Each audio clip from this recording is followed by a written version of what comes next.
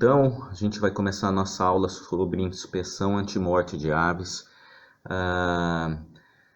Basicamente, quando a ave vai ser abatida, antes dela ser abatida, ela tem que ser liberada pelo serviço de inspeção. E para isso, então, vão ser analisados alguns documentos e ser feita, então, essa inspeção antimorte.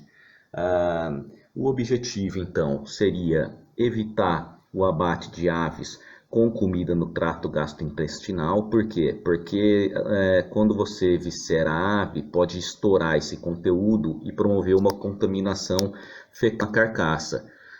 Contaminação fecal biliar é um ponto crítico de controle e o que levaria então à condenação da carcaça. Então normalmente é feito um jejum antes do animal ser enviado para o abate. Para aves, a legislação prevê de 6 a 8 horas de jejum na fazenda, antes dela ser embarcada, para ela chegar então com esse trato gastrointestinal vazio. E também serve para conhecer o histórico do lote, ou seja, através do boletim sanitário você vai ter acesso aos medicamentos que essa ave tomou, se foi respeitado o período de carência, se teve alguma doença de notificação obrigatória, o GTA, você vai ver quantas aves que tem nesse lote, então você vai conseguir fazer essa análise. Detectar possíveis doenças que não sejam detectadas no exame pós-mortem, que é quando a ave já está lá morta dentro do abatedouro, são as que principalmente afetam o sistema nervoso central. Então, há aves que vão apresentar sintomas neurológicos, dificuldade de andar. Então, mais para frente a gente vai ver no exame clínico como é que deve ser feito então o exame dessas aves.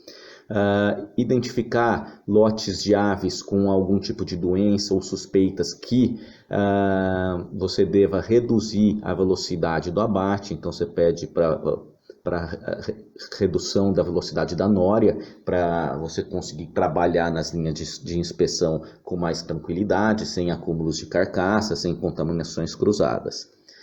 E possibilitar a identificação de lotes de aves que tenham sido tratadas com antibióticos e não foram respeitados os períodos de carência. Então essas aves não devem ser liberadas para o abate. Deve ser sempre respeitado o período de carência de cada medicamento. Então, os documentos que se exigem antes de se abater são 3. Basicamente, o frigorífico tem que enviar ao serviço de inspeção com antecedência de 24 horas a programação de abate que será realizada no dia seguinte.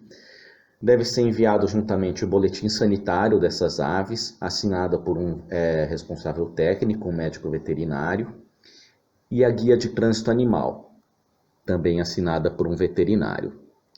Quem que deve realizar essa inspeção antemortem? Bom, a legislação prevê que é uma atribuição do médico veterinário, certo? O fiscal federal agropecuário. E esse exame vai ser um exame visual dos lotes que vão ser destinados ao abate. Então eles têm que ser liberados pelo serviço de inspeção, senão não é permitido o abate desses animais.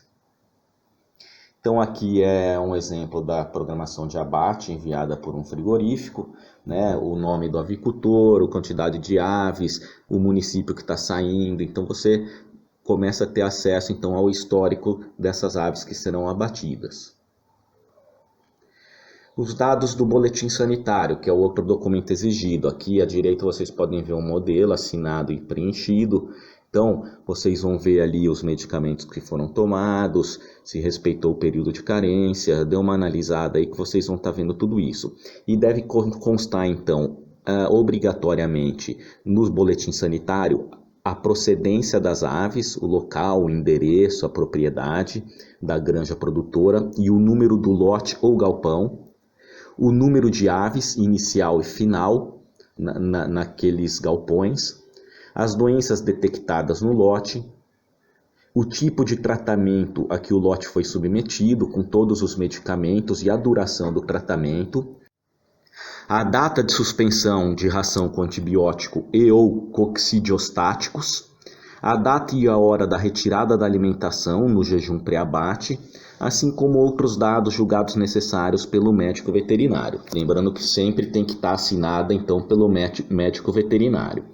Então aqui vocês podem observar então outro boletim já preenchido, os dados do estabelecimento de origem, número inicial e final das aves, doenças detectadas no lote, tipo de tratamento que o lote foi submetido, data e hora da retirada da alimentação e a assinatura do médico veterinário, então.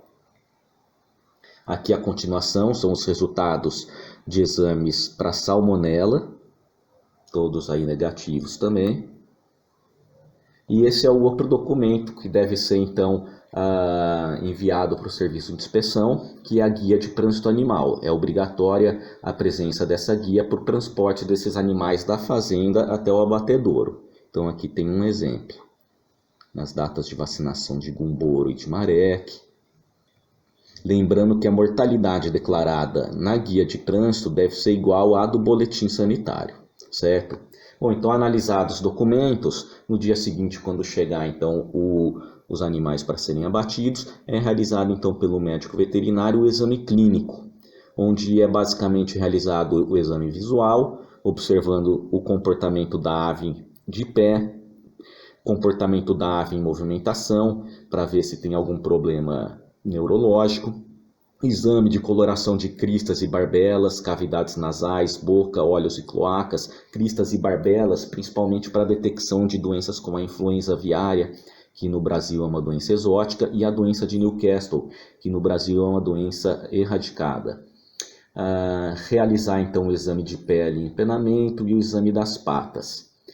A inspeção antimorte será realizada junto à plataforma de recepção, que deve possuir área específica e isolada para a realização da necrópsia, quando for necessário. Então, quando no exame clínico é detectado então alguma suspeita de alguma doença, pode ser realizado dois tipos de abate de emergência. Primeiro é o abate de emergência imediata, ou seja, foi detectada uma doença, o veterinário julga melhor que todo o lote seja abatido no final do abate, para que não haja contaminação cruzada. Então é feito o abate no final do turno. E já o abate de emergência imediata é quando observa-se algum problema em que a ave deve ser abatida imediatamente, principalmente por questões de bem-estar animal. Por exemplo, um caminhão que tomba na estrada, chega com as aves acidentadas, as aves estão sofrendo com fraturas, contusões, então o veterinário julga que é ideal que essa ave seja abatida imediatamente, certo? Dependendo da matança de emergência imediata, é necessário então que logo após o abate desse lote seja realizada uma completa higienização, desinfecção das instalações, equipamentos e utensílios, assim como a renovação total da água dos pré-resfriadores e das escaldadeiras. Caso seja detectada alguma zoonose, vai ser então procedido o abate de emergência imediata, ou seja, o veterinário pode autorizar o abate no final da matança, com a condenação dessas aves. Se for detectado casos de pasteureloses ou doenças de Newcastle, é proibida a matança também desses animais em comum com os restantes destes animais. Caso o lote apresente uma mortalidade de forma natural ali, deve ser realizada então uma necrópsia, com no mínimo 5 aves por lote. Necrópsias que evidenciarem doenças infecto-contagiosas, será encaminhado o material para análise em laboratório oficial, garantindo sempre a contraprova, porque caso seja detectado alguma doença infecto-contagiosa, então é feito a contraprova para ver se bate.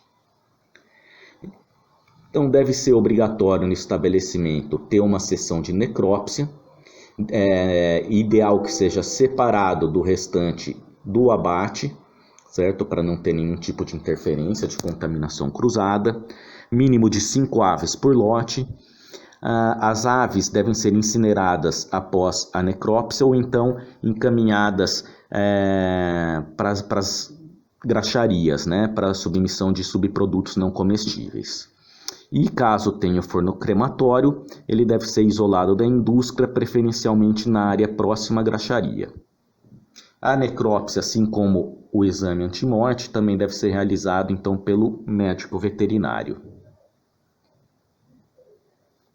Algumas informações importantes então para complementar a aula. Na inspeção antemorte deverão também ser observadas as condições de transporte de aves vivas, com atenção para a lotação ideal das gaiolas.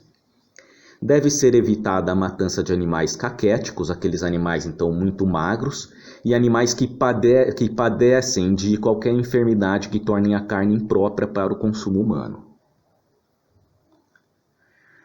Devem ser condenadas todas as aves que no exame antemortem ou pós-mortem apresentarem sintomas ou forem suspeitas de tuberculose, pseudotuberculose, difteria, cólera, varíola, tifo aviário, diarreia branca, paratifose, leucoses, peste, septicemia, psitacose e infecções por estafilococcus também.